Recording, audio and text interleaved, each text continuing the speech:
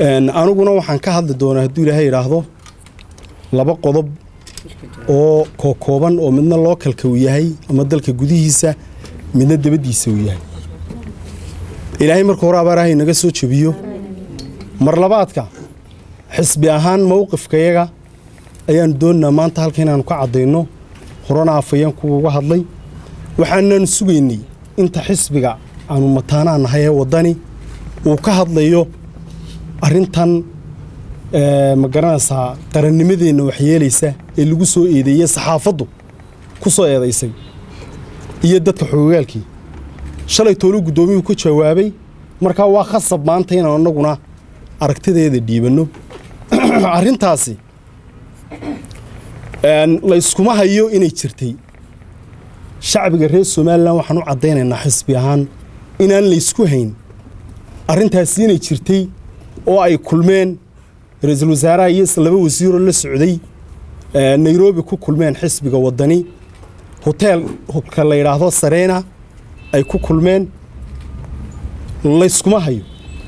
shalay waxaan ka filaynay guddoomiyaha inuu yiraahdo waar nimanka waxaasaan isnidhi qarannimadeediina siiya baan ku nidhi inuu waxyaabaha ka hadlee laakiin inuu dafiro waxa weeye waa tan maanta u soo fariisanay meediyaha cadeymaheediina warbaahintan horkeenayna. markaan anagu gaarkaysunahay waan weydiinay qolada waddani walibana wafdiga kuwii la socdaan weydiinay. waxay igu yidhaahdeen nimanka hudheelkaanu ku wada jirnay hudheelkaanu wada deganayno hudheelkaanu ku wada jirnay shaahaanu wada cabnay. dee dabcan mar hadday ilaa halkaa qiranayaan imakana wuxuu leeyahay guddoomiyuhu maba annaan arkinba annagana waxay noo qirtay inay shaah wada cabbeen. mar hadday shaah wada cabbeenna dee wax waa laga wada hadlay ileen dadku aamusi maayey. ta kale ee fadeexadda ah ee aan doonayno maanta shacbiga reer Soomaaliland inaan u caddayno website-kan la yidhaahdo Star ama joornaalkaba waxaan idiin sheegayaa in sir kaloo qarsoon baan idiin sheegayaa in lacag fara badan oo boqolaal kun oo dollar gaaraysa website-ka yar qaatay iyadoo ay siinayso safaaradda dawladda Soomaaliya ee aynu shaarka nahay. website-ku markuu warka soo qoray wuxuu ku jiray warku ilaa 9kii subaxnimo ayuu warku ku jiray. warka waxa laga saaray 9kii iyo 10 mirir baa laga saaray. cidda ka tuurtay waayo waa safaaradda Soomaaliya ka tuurtay. safaaradda Soomaaliya lacag siisa website-ka iyadaana ka tuurtay lacag boqolaal kun oo dollarna uu qaatay website-ka yar. waxaana laga yaabaa markiiba waxa buuqday maadaama shacbiga reer Soomaaliland ay qadiyadooda mar walba gaar ka hayaan. markiiba website-ka yar waxa buuqday waan eegay fiyugiiso dad gaadhaya ilaa 80,000 oo qof ayaa daawaday ayaa warka akhriyay. marka arkeen sida dadkaasi u akhriyayaan ayaa la yiri wallahi waa ceeb dawladda Soomaaliya si ay xisbiga waddani raadkiisa u masaxdo ayay lacagta ku bixisay. waxaan halkan idinku soo bandhigayaa xilligii warka laga saaray anigu 9kii iyo 11 mirir baan dib u eegay warka iyadoo 9kii subaxnimo aan ku arkay warka waan ka waayay. wixii uu soo qoray website-ku markii aan galay ayaan shacbiga u soo bandhigaya iyo markaa hore ee aan ka daabacay baalka nasiib wanaag waan daabacday markuu warka qorayba anigu waan daabacday. markii dambe aan istiri eegna waan ka waayay warkii. maxaa ay dawladda Soomaaliya u qaranaysaa warka waxay u qaranaysaa de waxa weeye waa heshiis hoose oo aynaan ogeyn ayaa la galay. tuhunkaasina xisbiga waddani horena waa loogu tuhunsanaa oo tuhunkaas Soomaaliland oo dhammo way ku ogtay maantana way ku caddahay. haddaba waxaan leenahay waa kan warkii waa kan wakaa xilligaasaan daabacay anigu 9kii subaxnimaan daabacay. wakaa halkaa waxa ku qoran 9kii oo buuraa waa xilligaan daabacay anigu aan kala baxay website-ka. war kale la soo geliyey oo xisbiga waddani leeyahay oo kii lagu bedelo lagu amaanayo waddani iyo Nairobi waxay ka dooneen waa kan 12kii duhurnimo kana la geliyay waddani baa lagu amaanaya wata waa 12kii duhurnimo. kii hore ee fadeexadda ahaana way ka saareen. waa kan markaan weydiiyey sagaalkii iyo rubuc markii aan weydiiyey page-kan buu soo saaray awoodu ma lihid buu igu yidhi website-ku inaad warkii dib u hesho waayo waanu ka dhilid garaynay bay dhahay waka xilligan galayna waa sagaalkii iyo 16 mir sagaalkii 12 mir baan galay waan ka waa haddaba waxaan leenahay qarannimadan Soomaaliland wixii naga soo maray waa ogtiin wixii naga soo maray inaynu curada ku weynay inaynu aqoonyahan ku weynay in labeentii qarankan Jamhuuriyadda Soomaaliland laha lagu waayay xisbiga wadana waxaan leeyahay dafiraadu waxa weeye daways ka soo koobata markhaatiyaal baa la hayaa cadcad inaa la kulanteen idinka afkiina markhaati ka rag wafdigiina ka tirsan baa noo qirtay inay hudheelka saddexdan wasiirkii ay idin la deganaayeen walibana waxa ay raacisano tiraadeen iyaguna waxay ka hadlayeen in Soomaaliya la soo furo ma garanaysaa arigii in la soo furay Soomaaliya inuu socotay waa been waxay u socdeen oo hoteelka u wada galeen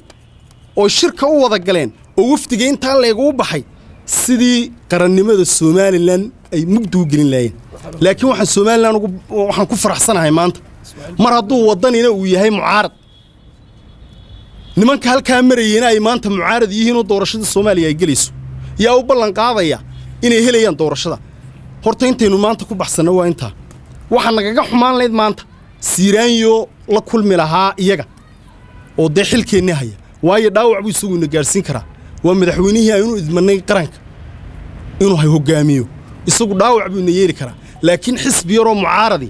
shacbiga aanu u biqi maayo qarannimada Soomaaliland waxba yeeli maayo shacbiga reer Soomaaliland uu ogaaday Soomaaliland waxaan leeyahay war nala arkay waxaana alxamdulillah mar haddii maanta aanu soo gaadhnay shacbigii iyo saxaafadii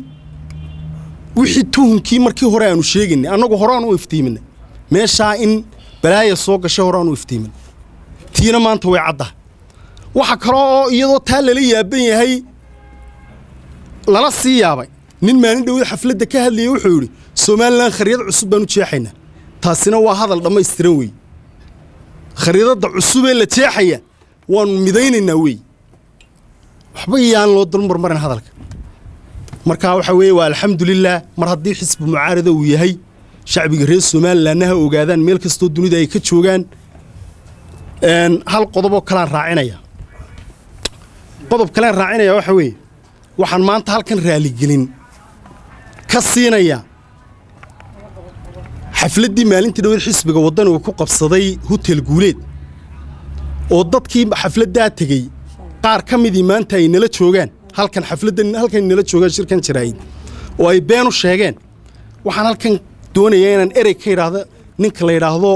Saciid Sulub oo ah gudoomiyaha Mustambeedka xisbiga wadani haddaanu gudoomiyaha Mustambeedka ahayn